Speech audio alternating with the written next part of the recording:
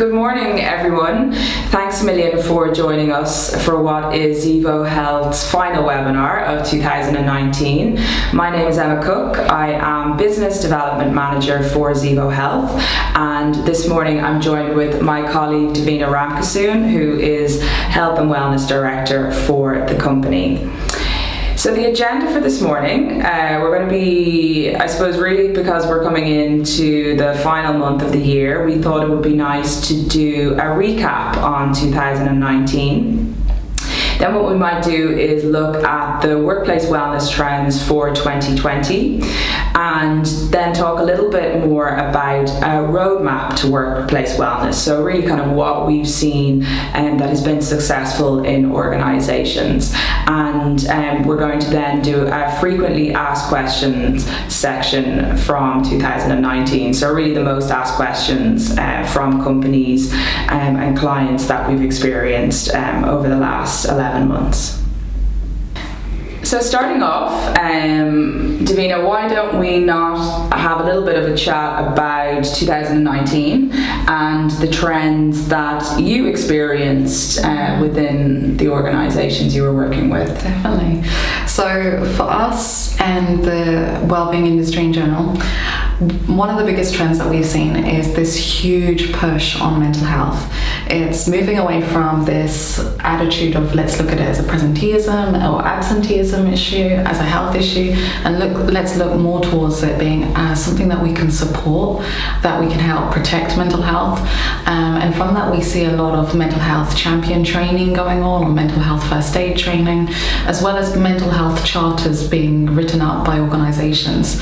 And what that does is cement the support that the organisation is going to give, both in policy but also in structural changes which are communicated throughout the whole organisation.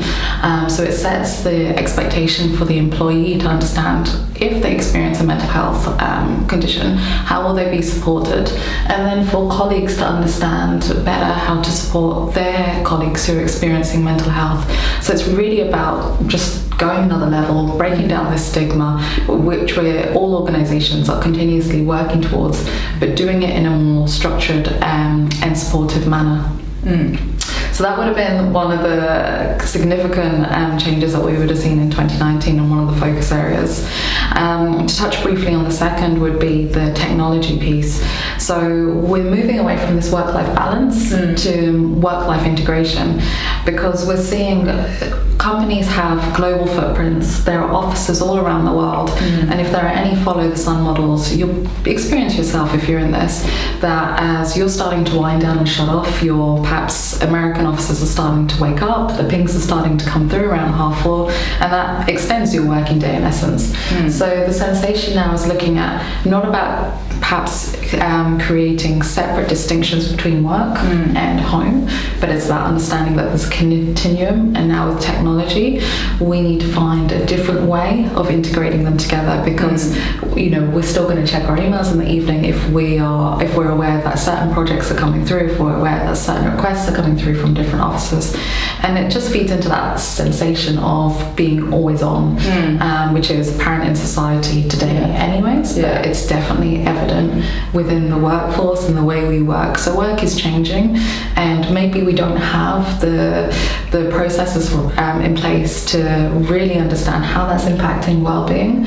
So that's why there's been a focus coming through in the later part of the year, just looking at how we move away from this is work and this is my personal life, and really understanding that continuum exists, and we have to find new ways of supporting as we experience this way of working.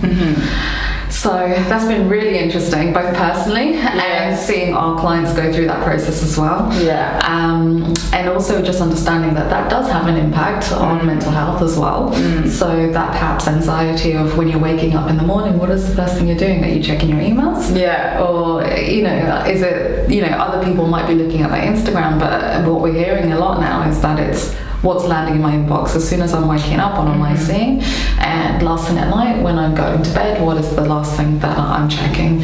And it's almost like an addiction as well that's come through, but that's the way technology is going, and it's a great asset to have, that we can communicate in real time with people, that that we can work on projects outside of the office. We just have to find a new way of integrating it into our personal lives and still ensuring that we're looking after our well-being in the process. And I suppose like the flip side of that as well, I suppose what we've seen is companies now using technology to kind of really measure the levels of engagement with an organization. So it's like the organization using technology to really understand the needs of the organization. So I suppose like even Zevo Health, you know, we've been on our journey over the last 12 to 18 months with technology and kind of developing technology that can really enhance the workplace wellness programs and meet the client demands.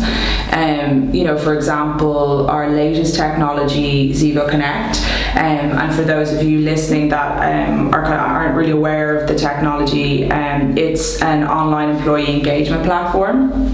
So really what it does, it facilitates the organization or HR to really understand the needs, and the whole objective then within workplace wellness is that if you are understanding, or if you do understand the needs of the organization and your people, and you deliver interventions or initiatives based on those needs, engagement, you know, will take place.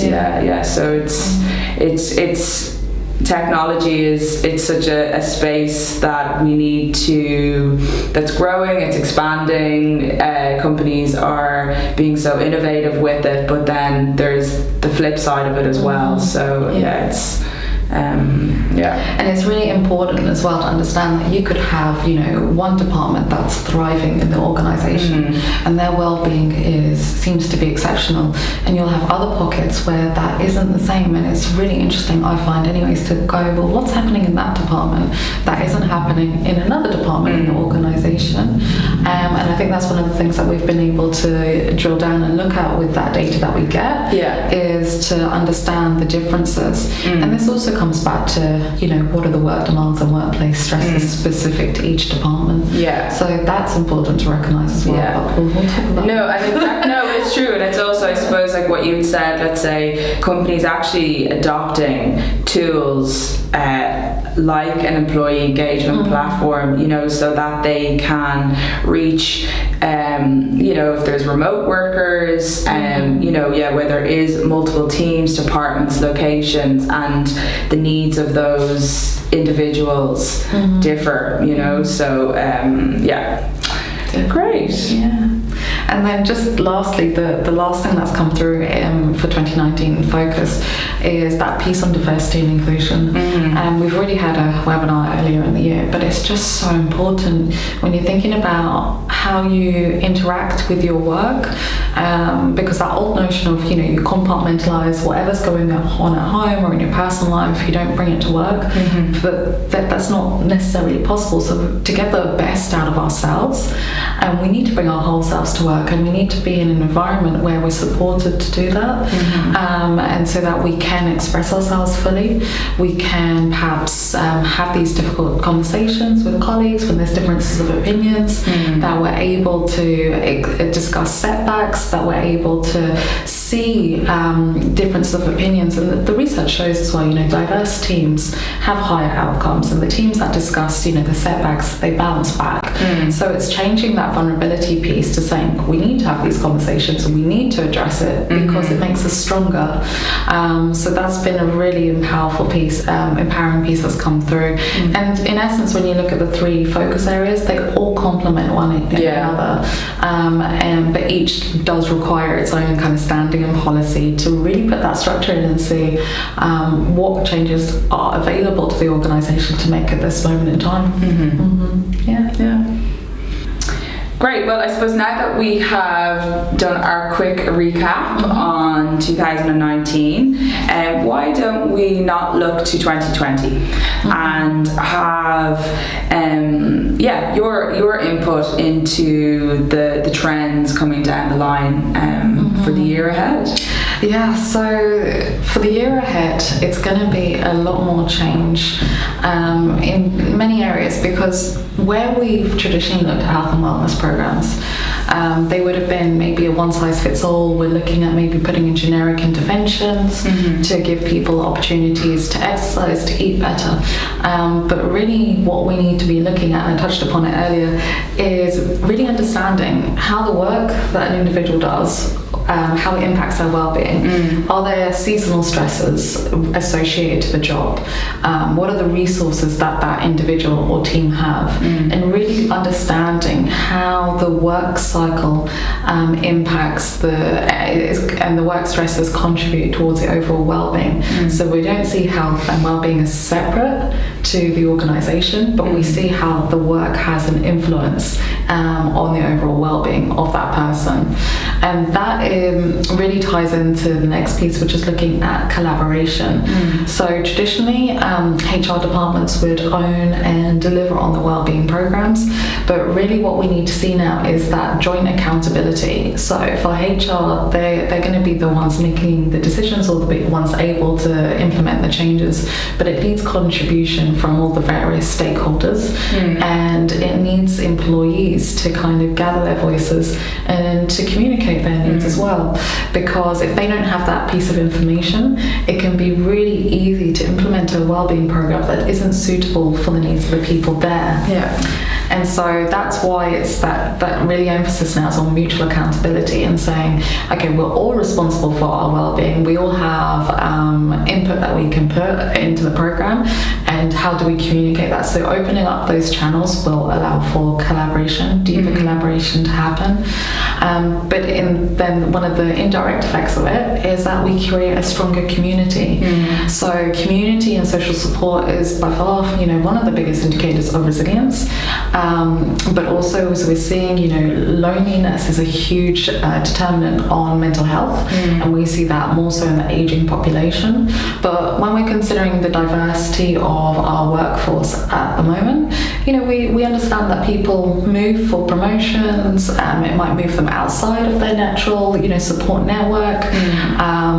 They might move even just nationally within the country for roles, and just recognizing that, to be strong, we should have a strong community around us to support us and to keep that kind of vicarious strength going when at times we might not have it ourselves.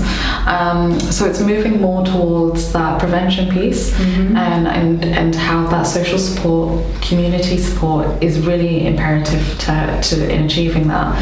And you can achieve that in a number of ways. It can be through your health and wellbeing program, but we also know that CSR committees have a huge impact on mental health as well. Yeah, I've seen that a lot. That impact of giving back.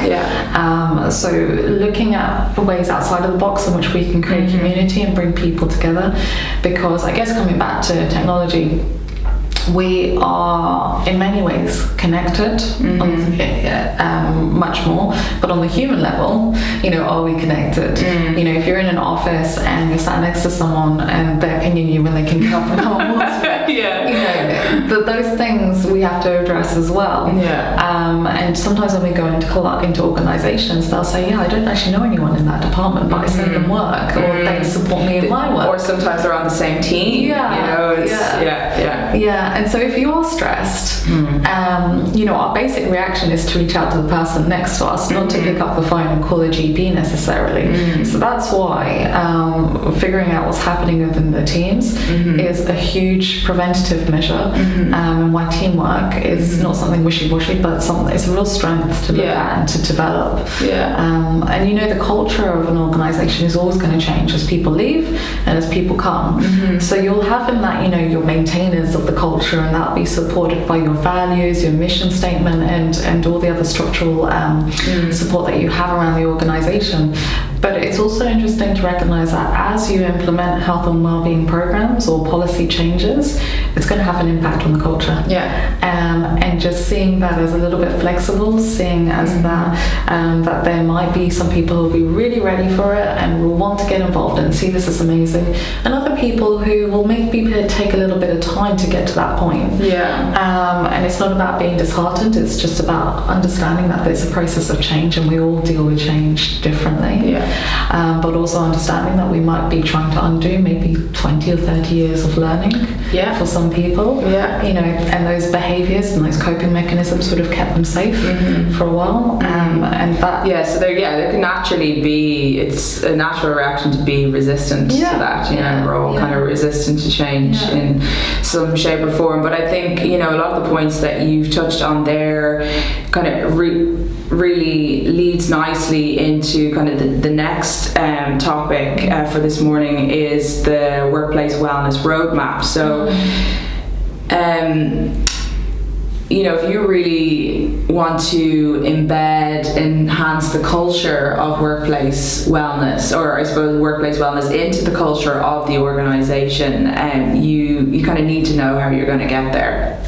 So what we have seen successful in terms of a roadmap or a process of how companies have approached is really, and you please do add in as well kind of any points that you think are really important, but kind of I suppose the first step is really top management buy-in. And we talk about top management buy-in, it's really commitment from top down, and straight away people often kind of jump to like the budget perspective, the financial perspective of implementing a workplace wellness program. Yes, that exists, but it's really from the attitude of top management, so that if they're really kind of, I suppose, practicing what they preach, it almost, workplace wellness becomes kind of a mandatory within the organisation. It becomes natural. It's not something that you separate from work, it's just something we all do. We all have that expectation to look after ourselves, to role model positive behaviours, and to be open to learning, I guess. And then kind of a second point would be, and you had touched on it as well, about having, the community piece, but kind of having a team there that really can drive the program through. And I suppose what we would always say is try to have kind of a diverse team, people who have different levels of experience within workplace wellness, but obviously people who are committed and kind of passionate to wanting this kind of embedded within the culture of the organisation.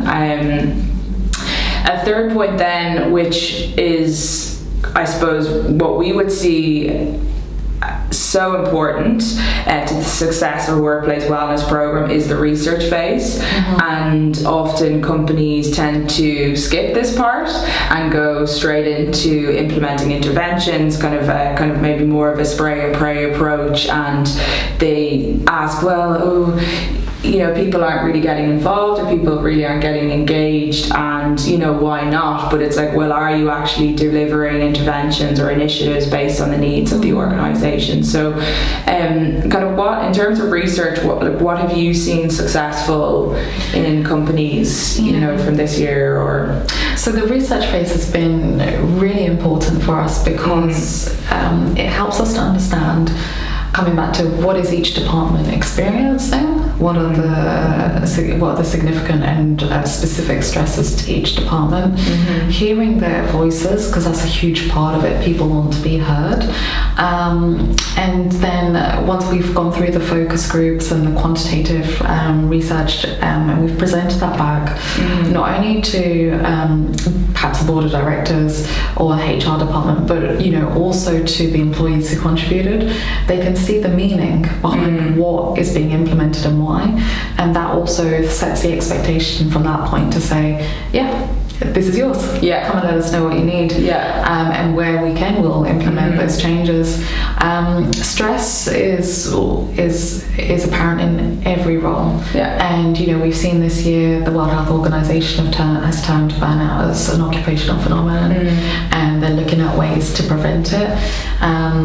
just naming it to begin with and saying we understand you're stressed is one of the, acknowledging it, validating that emotion can go a long way, because it opens the door to discussion and it empowers individuals to say, what can we do, because this is what I'm experiencing. We may not have all the answers right now, but we can look towards planning for it.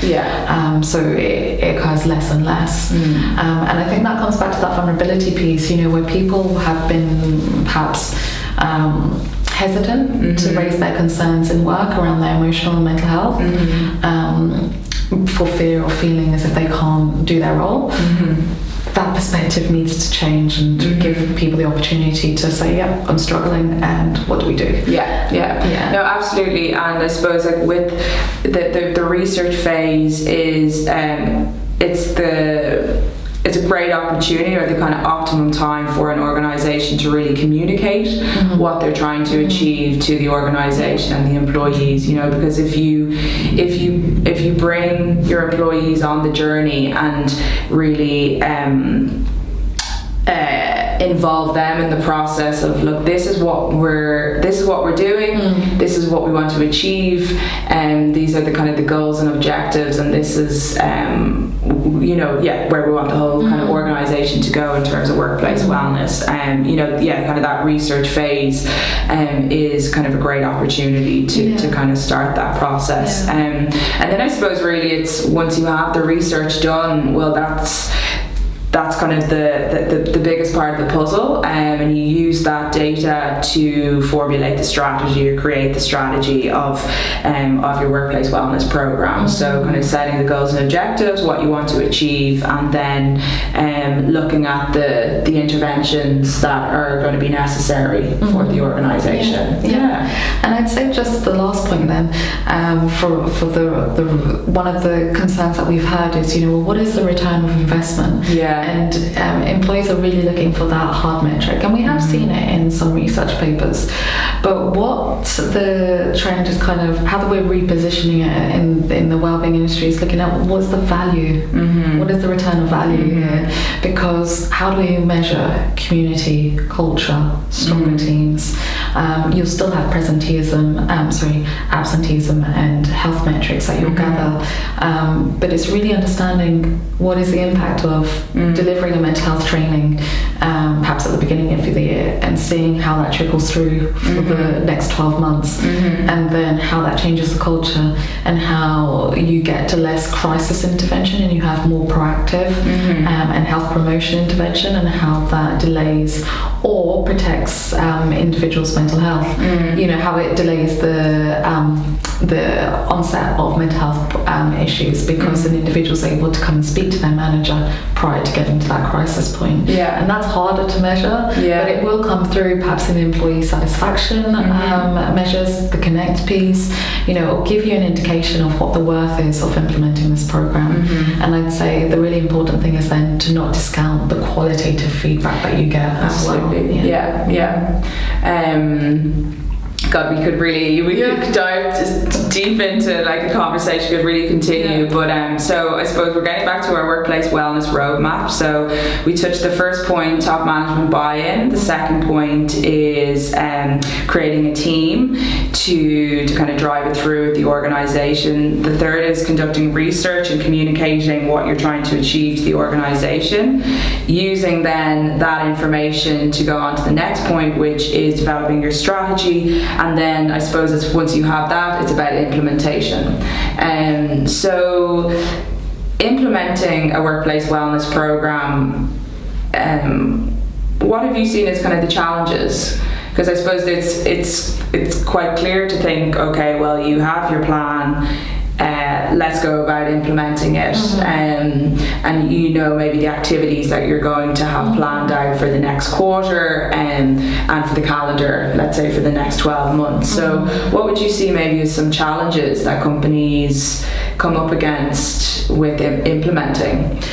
So from what we've seen, I think there's a kind of dual process which is happening here. Communicating the program out with that zest and the meaning and the purpose that people want, but also understanding that you might have organisations where the HR department is already overstretched and someone needs to kind of step in and look after them at times as well.